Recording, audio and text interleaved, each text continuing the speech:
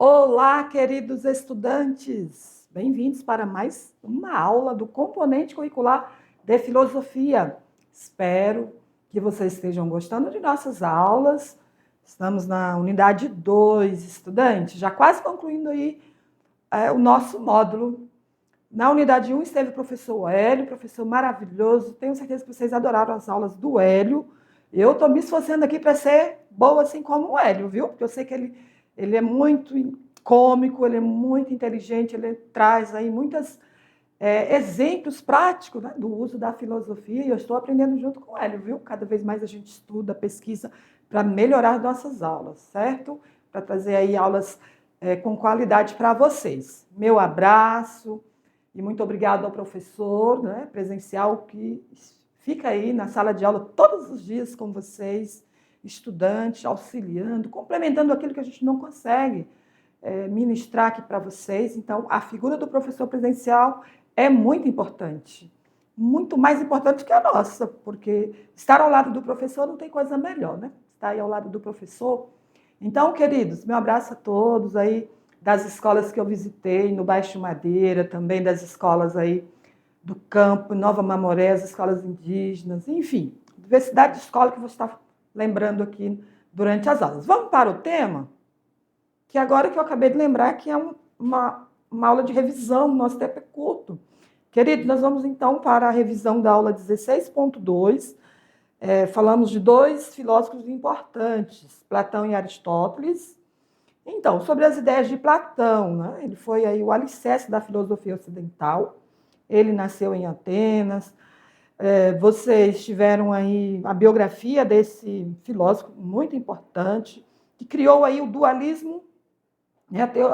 O dualismo platônico, podemos chamar assim. Em sua doutrina, o que ele trouxe? Duas teorias, né? Ou teoria das ideias, né? O dualismo, na verdade, não duas teorias, mas o dualismo, chamada teoria das ideias. Ele procurou o quê? Resolver, deixa eu destacar aqui para vocês, resolver o impasse propondo o quê?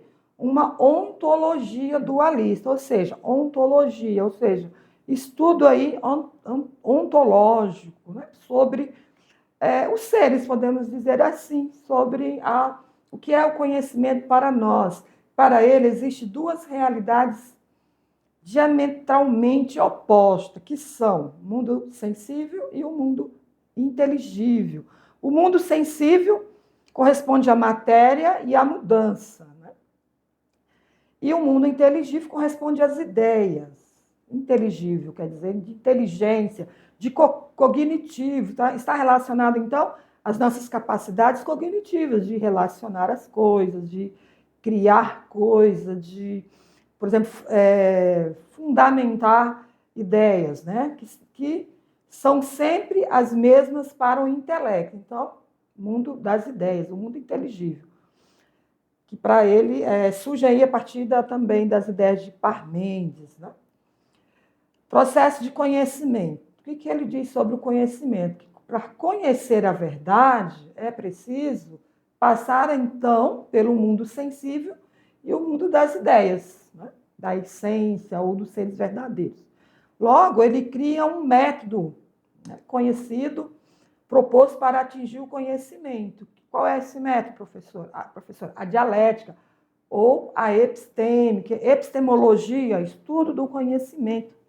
A mesma coisa que a dialética. Dialética já vem o quê? De diálogo, de conversas, de discussões, de reflexões que geram o quê? O conhecimento, né? Então, podemos dizer que ele cria aí um método proposto, então, para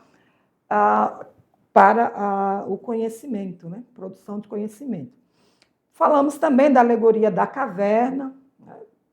Eu não vou tratar da alegoria da caverna, não vou levar muito tempo. Está presente lá no livro 7, o livro 7 de Platão, como a República. Vocês voltam lá na aula e podem estudar um pouquinho mais sobre a alegoria da caverna, que tem a ver com as questões políticas e epistemológicas do conhecimento, né? Para libertar o ser do mundo das sombras. Vamos, então, tratar do segundo filósofo, né? Filósofo Aristóteles, que foi a base do conhecimento lógico-científico. Ó.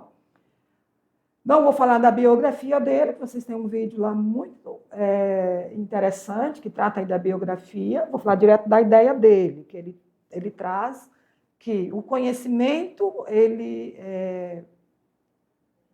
podemos dizer, ele nasce por meio da sensação ao conceito. Ou seja, ao observar uma realidade ou um fenômeno, pelos nossos sentidos, né, vai nos levar, então, à constatação da existência real de inúmeros seres individuais, concretos ou mutáveis. Né? Então, ele cria o quê? O método indutivo, que é a indução, operação mental que vai do particular ao geral. Então, é por meio do método indutivo que, segundo Aristóteles, o ser humano pode atingir conclusões científicas de âmbito universal, ou seja, conhecimento científico. Como eu já disse para vocês durante a aula, né, mais tarde, outros filósofos, tanto medievais como modernos, voltou a essas obras desses filósofos e identificou teorias que deu base para o método científico, né, atual. Então, queridos, seguindo aqui, outra ideias, né, desse filósofo também é sobre a matéria e forma. Matéria, o princípio indeterminado dos seres, né, como o exemplo que eu trouxe para vocês do vaso. Qual é a matéria do vaso? É o barro, mas que é determinável pela forma. O vaso, depois ele é moldado com as mãos e ele vai ter uma forma de vaso. Para ele, então, a forma é o princípio determinado em si próprio, mas que é determinante em relação à matéria. Então, o exemplo aí do vaso de barro. Também ato e potência. Para ele, ato se manifesta no ser, aquilo que já é. Potência, aquilo que ainda não é, mas que pode vir a ser. Potência seria, então, a ação ali, no caso, das mãos, né? Dar a forma ao vaso. Então, são teorias, estudantes, que foram bases para criar métodos, né? Tanto na matemática, como na química, na física. Outro tema que eu não tratei na aula, que é substância e acidente. Substância, atributo estrutural e essencial do ser, aquilo que intimamente é o ser, né? O ser é. E acidente é aquilo que ocorre no ser, mas que não é necessariamente definir a natureza própria do ser. Poderíamos dizer que os sujeitos, né, os seres humanos, são seres sociais. É aquilo que é do ser, seres sociais. Uma vez um indivíduo se isola, seria um acidente, ou seja, algo que está no ser, mas que não define aquela natureza, porque o ser humano, a natureza dos seres humanos é ser seres sociais. Precisamos um do outro, certo? Então, agora nós vamos para as atividades.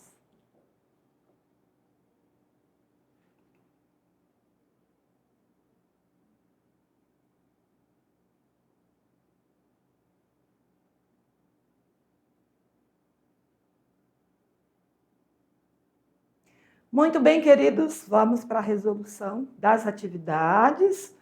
Trouxe algumas atividades bem interessantes, inclusive, partindo das que o professor Hélio já havia feito, eu fiz uma adequação nessas atividades que eu achei muito interessante. Como eu falei, o professor Hélio consegue relacionar assim, essas teorias com a vida prática. Vamos lá, vamos para a tela, que já apresento para vocês. No momento de tirar dúvidas ou correlacionar os conceitos que vocês estudaram com agora a atividade. E também verificar se conseguiu aprender. Vamos à questão 1. Vou fazer a leitura e vocês acompanham aí. Imagine que você deseja ter várias ideias para melhorar a vida das pessoas e a sua, mas não sabe como conseguir ou criá-las. Porém, um certo dia você recebe de presente um baú e que cada vez que é aberto, aparecem novas ideias perfeitas, inovadoras. Assim, o texto nos remete ao fato de que as ideias perfeitas existem em algum lugar, nesse caso dentro do baú. Pronto, trouxe o texto para vocês. Vamos à pergunta. Voltando para o texto da filosofia, voltando para o contexto da filosofia, Platão criou uma teoria referente a esse contexto e a determinou como sendo. Que contexto, estudante? O texto está dizendo ali o quê? O que vocês perceberam? Que o texto está tratando de que a pessoa está ali dentro de um baú procurando ideias, né, para resolver problemas práticos da vida, vamos dizer assim, certo? E encontra umas ideias, aí depois não, procurou outras e foi à procura de outras ideias, cada vez mais encontrando ideias, né, que faziam sentido ali para aquele sujeito. A resposta, diante disso, vamos para o exercício. A resposta, então, que Platão determinou é o quê? É sobre teoria das ideias. Não foi? A pessoa não foi encontrando ideias, depois foi buscando outras. Teoria das ideias é isso, estudante. É buscar sempre novos conhecimentos, novas ideias, independente da área, né? Da área de conhecimento. Então, ele propôs teoria das ideias. E ao longo da história humana, é isso que os cientistas, os filósofos vêm fazendo, a partir de uma ideia, formulando novas ideias, novos conhecimentos com base naquela. Certo? Questão 2. Vamos à leitura. Suponha que Himalaia é uma estudante de uma escola do campo. Ela organizou um canteiro suspenso, porém surgiram insetos que alimentavam-se das mudas, né? Ela fez um canteiro de quê? De cebolinhas e das couves. Lembra que eu falei para vocês que eu também fiz uns canteirinhos lá em casa de cebolinha e não nasceu uma semente. No caso de Himalaia aqui, ó, os insetos estavam comendo, né? E ela não soube o que fazer. Até certo dia, alguém sugeriu, lá uma pessoa com mais idade, deu a ideia para ela, colocar água de folhas de tabaco nas plantas, jogar nas plantas, né? Para matar e afastar os insetos. Mas Himalaia duvidou dessa ideia, porém ela buscou testar, né? Se esse conhecimento iria solucionar o problema. E, de fato, encontrou uma resposta consistente para eliminar os insetos. Diante da ação dessa menina, dessa moça, o que Aristóteles propõe? Ele propõe, olha aqui, eu trouxe o texto já, não achei que ia ser de múltipla escolha, mas já é um texto. Vocês vão escrever um texto e explicar o quê? A teoria de Aristóteles sobre a indução. Como assim, professora? Quer dizer que tudo que essa menina, essa prática, né, essa busca por resolver aquele problema por uma situação caseira, podemos dizer, do senso comum, é a teoria de Aristóteles? Isso mesmo. Para Aristóteles, a indução é uma operação mental que vai do particular para o geral. Representa o processo intelectual básico de aquisição de conhecimento. Então, para ele, é por meio do método indutivo. Indutivo quer dizer o quê? Está relacionado a já observar um fenômeno, por meio da observação, já fazer ali, levantar ali alguma síntese, né? Síntese ou conceitos. Ou seja, para ele, o método indutivo é uma abordagem de raciocínio que parte da observação de um fenômeno para chegar a conclusões gerais, ou uma teoria, né? No caso da prática do exercício lá que Himalaia fez, partiu de um senso comum, mas com a observação chegou a uma conclusão geral que os insetos não gostam da folha de tabaco, né? Ali do cheiro ou do gosto da folha de tabaco. Logo, o resultado de Himalaia é que sim, que a folha de tabaco, e mais especificamente a cauda de fumo feita a partir dela, é um inseticida natural. Olha aí que, né, saudável, podemos dizer assim, porque é natural, não vai ter ali, vai contaminar as folhas, né? Como o veneno faz isso, contamina muito. Pode ser usado, então, para controlar pragas. A nicotina presente na planta tem propriedades inseticidas e pode ser eficaz contra vários tipos de insetos, como pulgões, lagartas e cochonilha. Vocês conhecem esses tipos de inseto mais do que eu, né? Quem faz plantações conhece várias espécies de inseto que é considerado como praga, né, para a planta. A questão 3, imagine que em seu sítio existe uma árvore frutífera, né? Pode na cidade também. Nós temos muitas árvores de frutas em casa, né? Na minha casa tem pé de manga do vizinho, na verdade só cai as folhas do meu lado. Mas tem um pé de manga, com uma manga muito gostosa. Então, essa árvore frutífera, mas a mesma não consegue dar frutos. E suas folhas estão queimadas, ressecadas, e em consequência de um clima seco. Porém, você não quer cortá-las, mas quer entender o que está acontecendo, né, com aquela planta, com aquela árvore. Logo, recorre-se ao pensamento de Platão. Qual é o pensamento de Platão em relação a esse fenômeno da planta, da árvore que não está dando fruto, apesar de ser frutífera, e com as folhas ficando queimadas, né? Padrão de resposta, porém, vocês podem construir outra, né, com base, que tem aqui base, então, na teoria de Platão, que ele propõe que conhecer a verdade implica um processo de passagem do mundo sensível, que é o mundo das sombras, das aparências, para o mundo das ideias, da essência ou dos seres verdadeiros. A primeira etapa desse processo é denominada pelas impressões. Sensações advindas dos sentidos, ou seja, dos órgãos dos sentidos. O ver, o sentir o cheiro, o pegar, né, o tato, o ouvir, que são responsáveis pela opinião, doxa. Então, tudo que a gente consegue observar pelos sentidos é doxa, uma opinião a princípio. E o conhecimento, para ser autêntico, ele deve perpassar, então, pelo mundo das ideias. Ou seja, ultrapassar o plano da opinião e penetrar na esfera racional da sabedoria, o mundo das ideias. O que Platão quer dizer com isso, estudante? Que a primeira observação, a primeira opinião que nós temos sobre as coisas pode ser o quê? Doxa, ou seja, opinião, porque os nossos sentidos podem nos enganar. Lembra da teoria da caverna?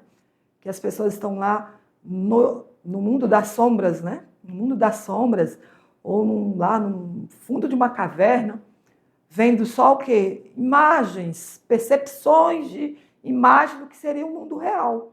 Então, essas são as nossas percepções. A opinião que nós criamos sobre algo que nós, de primeira mão, observamos e detectamos como ser algo.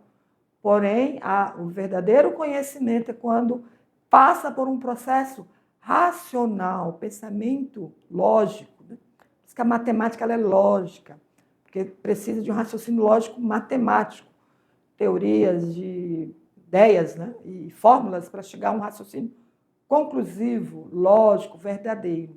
Certo? Então, para ele, o conhecimento verdadeiro precisa passar pelo mundo sensível ou pelas percepções dos nossos sentidos e ser aprofundado por meio da razão racional. Isso sim seria o verdadeiro conhecimento. Estudante, eu tenho um material aqui complementar, depois vocês dão uma olhada lá, certo? E eu aguardo vocês na próxima aula. Até lá. Obrigada pela atenção.